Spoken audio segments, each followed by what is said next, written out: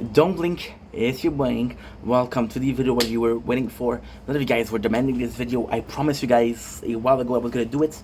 Today's finally the day. Today we're doing a review, a by memory review of of Kenny versus Penny. As I told you guys, I know the show by heart, so this is gonna be extremely simple for me. We're starting with season 1. Now, here's the thing, okay? I'll be very honest. This is not the way to start it, but I don't give a fuck. We're recapping and reviewing. So what I'm gonna do is every single episode, or talk about the episode, my favorite moments, how it went.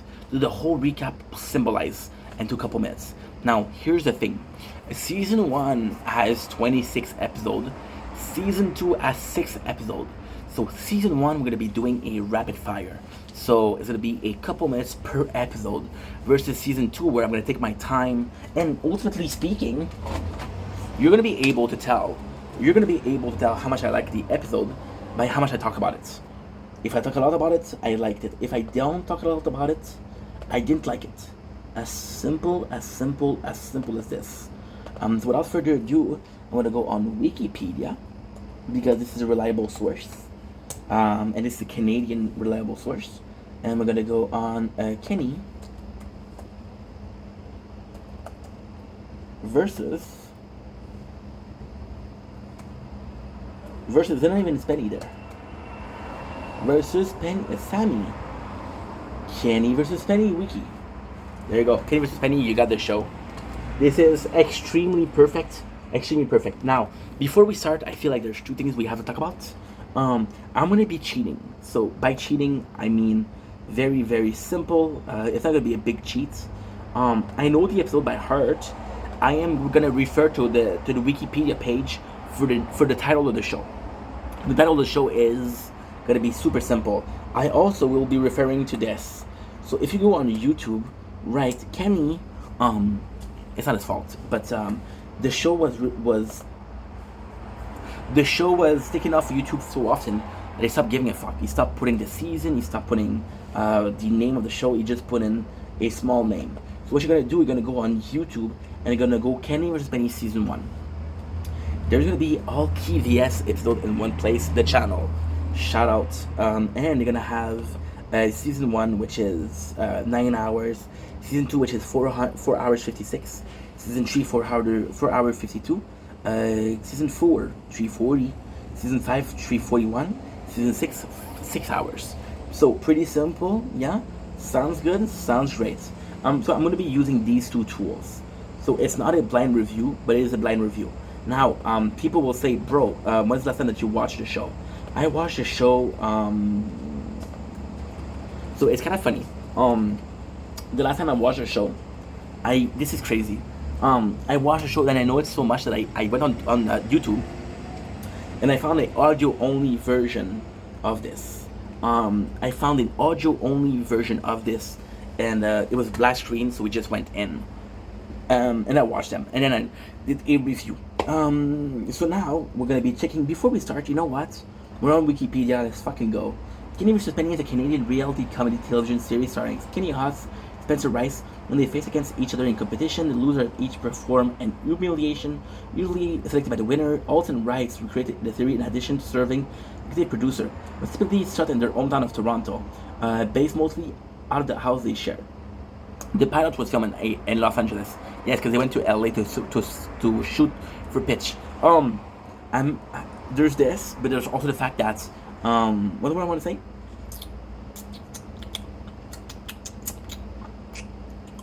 Oh yeah, so the humiliation is the important part. So for Kenny, the winner is no humiliation, and for Spenny, the winner is the winner.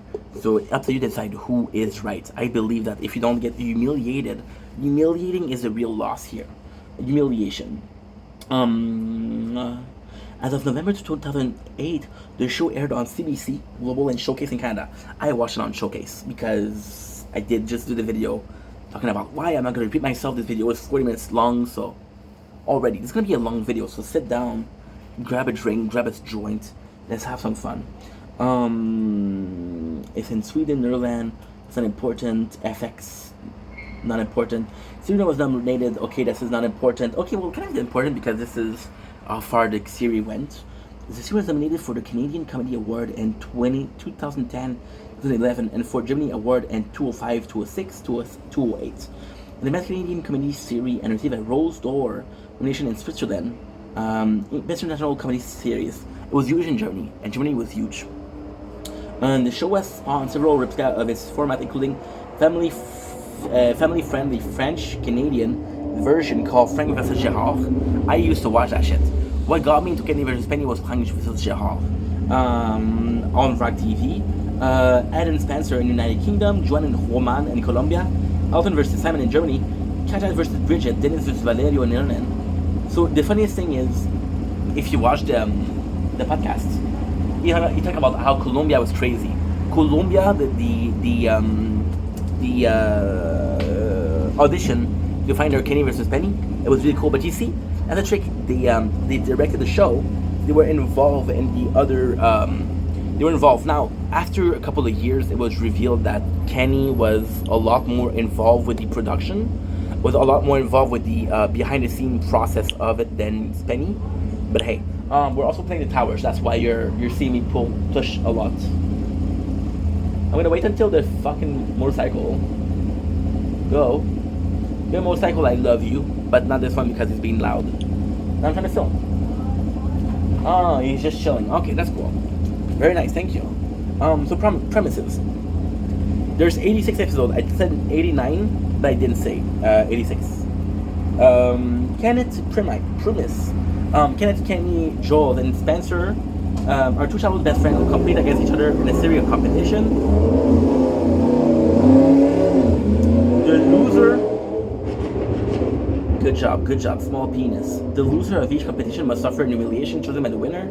The show comedy depended on the polarizing personality of Austin Wrights, respectively extroverted and neurotic. I like that they say extroverted as a positive and neurotic as a negative for Spencer. Fuck you, Spencer. Oh, I'm a Kenny fan, by the way. Before we even start, I'm a Kenny fan. Fuck you, Spencer. Austin embraced devious tactics.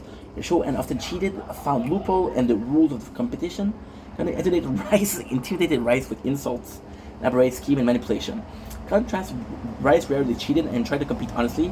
He felt he could retain something in TV, promote awareness of social or political issues. I don't care. Common strategy used or common in Rice. Holy shit, there's a lot of it. You know what? That could be a nice intro. Let's read the showcase. Let's read that, right? And then we'll start with the season. We'll do another video. You guys don't mind, right? Common strategy used by Austin Rice. Rules. Repeating trend in the show progress. Now cheating is tolerated as long as the person is not caught, eventually becoming an unspoken rule, much of the chagrin of Spenny. Yeah, because Spenny not being involved in the production, right? As we just mentioned, Kenny was cheating, and he was editing the tape. So if Spenny wanted to see the tape, he edited them out. Part of the drama involved the multiple instances in which Kenny and Spenny argue about what the nature of the show should actually be. Spenny has argued that the point of the competition is to find out who is the better man, and that while Kenny at times managed to genuinely outsmart Spenny, the moment in which he goes for the line rule the purpose of the show. On the other hand, Kenny holds less value in the sanctity of those competition, really saying that the reason they compete is to humiliate each other. So the purpose of the show was the real thing.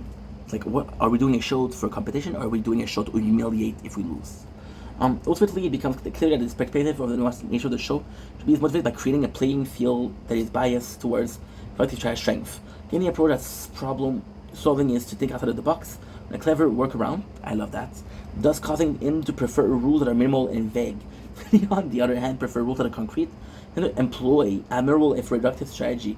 Okay, a bit of kissing ass of Spenny.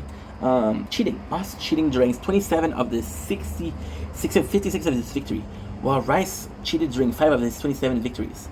In some cases, both Rice and Otts were helped by their production crews, family and friend in their attempt to cheat, while Rice would cheat out of desperation. Otts tried cheating by arguing the losers with whoever does the humiliation. I agree with that.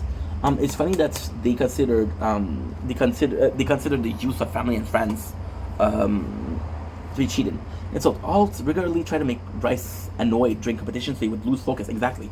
That's why he was doing it. It wasn't to piss off people think he was an asshole. No, he was just doing mind games. Alt regularly joked that Rice had a violent, emotional, disturbed man with a micro penis. that he engaged in rape, pedophilia, necrophilia, zoophilia, and incest, that he was racist and anti-Semite and related to Adolf Hitler. The Rice family were often the victim of Alt's insult and jokes. Alt regularly joked about having sex with Rice's mother, accused her of being sexually promiscuous and morbidly obese. Okay, I shouldn't laugh, but it's kind of funny because she's not. If you see Corinne during the show and she's not. Corinne, if anything, is a woman that live. How can I describe Corinne?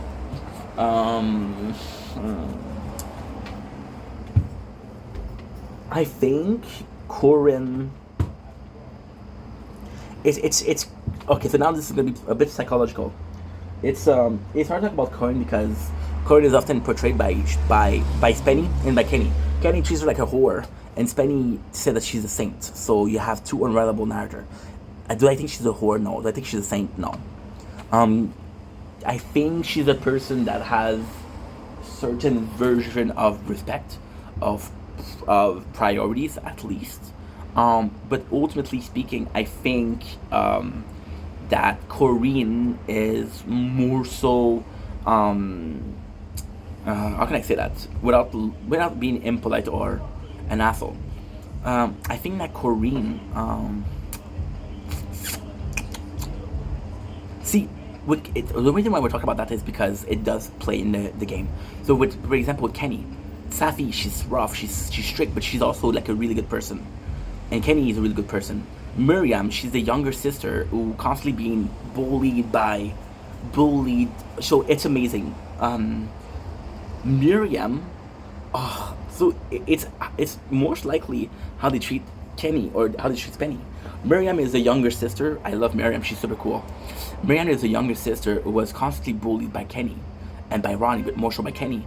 And she grew up understanding. She grew up and she understood that Kenny was just trying to be like a typical brother, and he was trying to prepare her. And when shit hits the fan, Kenny is the first one to have her back. You know, you have Ronnie. Ronnie is, and that's a really sad story.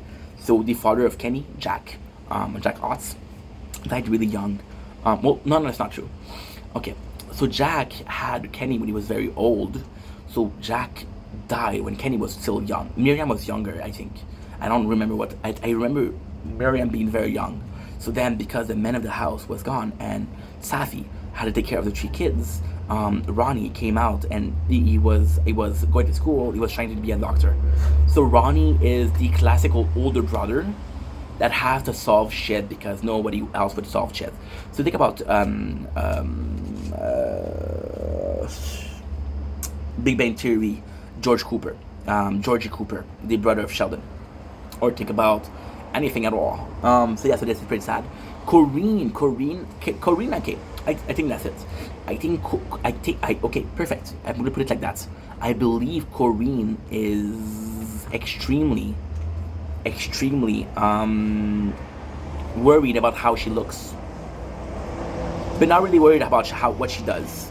So, for example, in episode 3 of season 1, Spencer say, "Hey, Ma, I'm thinking about cheating."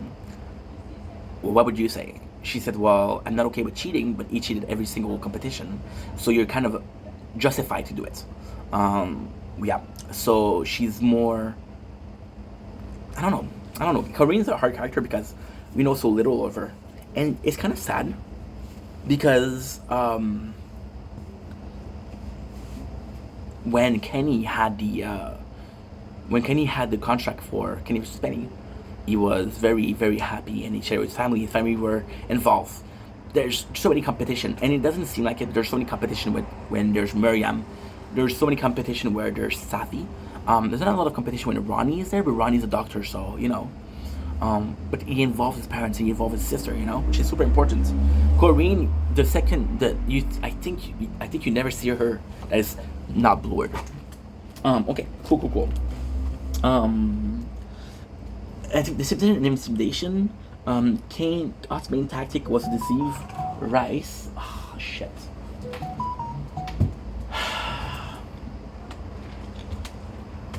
The girl I have a crush on is texting me. And because she texted me, I was looking at my phone. And because I looked at my phone, I realized that the camera was gone. I'm not going to be able to do season 1 because I was 18 batteries and the storage is a bit low.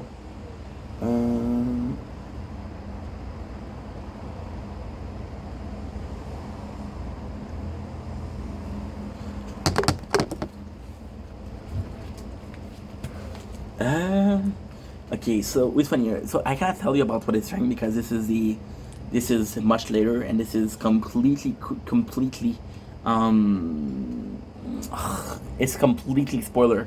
It's like about the AIDS, and it's like about the LSD. Sometimes invented comedic characters in dressing costumes to entertain the viewer and crew, while antagonizing Rice. As example, Rice as Silencio. See, this is, I don't know how I feel about that because Kenny making characters, yes, is to entertain the crew, but if you look at, I was talking about the 10 Mile Race. The 10 Mile Race is a episode that is good, but when you hear, so the main thing is Kenny pretend like his mother's dead. You hear Spenny talking about how when he was younger, his mom used to bend him because he was so flexible. Nobody gives a shit, you know. Sometimes invented comedic, okay, where a Hawaii jumpsuit and lucha libre style mask and who can stay blind for the longest. One of my favorites. Season 1 is weird because Season 1 is boring. Season 1 is more classical TV, but there are some golden nuggets. Silencio is one of them. Rice often lost competition because his paranoia made him sabotage his own effort. And who can kiss more women? Yes. Okay, so this I cannot say. Who can blow the biggest fart? I cannot say. Also, did not know. Okay. Also, the chili. Okay. Okay, I cannot talk about this. I cannot talk about that. But basically, it is true. Like for example, there's a competition where Kenny, he pretends like he's not gonna compete, and because he's not gonna compete, Spenny doesn't want to win because of the other one surrender. He wants to win because he fought. So then he showed with the competition. Involvement of the production crew. I feel like it's more so Kenny in this one because ultimately speaking, the only one that gave a shit about Spenny was, well, that's not true. The only one that gave a shit about Spenny was possibly Brian. I would say Donnie too. Donnie for sure. And Kenny had Sebi, he had Jamie. The problem with Sebi and Jamie was they were friends. So Kenny, when he had the plan, he was like, okay, well, I met those people. They can work for me. They can help me out. Spenny was like, I want a crew that's not my friends. Right? My apologies. Broadcasting. I'm just gonna be. Oh, that's super nice.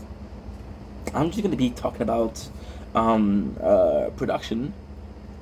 Which one? Oh yeah, involvement of production crew. That's it. Both Alt and Rise had their production crew get props and equipment and get involved with Saji. Rise have admitted in an interview following the show, and he agreed to that Alt and the crew got fired against him in exchange for deciding each competition rules. Okay.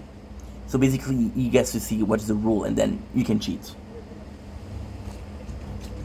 The weird thing about Kenny vs. Penny is, yes, Kenny cheated in most competition, if not most, enough every single one of them.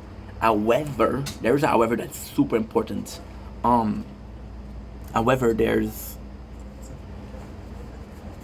to be a part of Spenny that understand that the reason the show is still going on is because it's popular.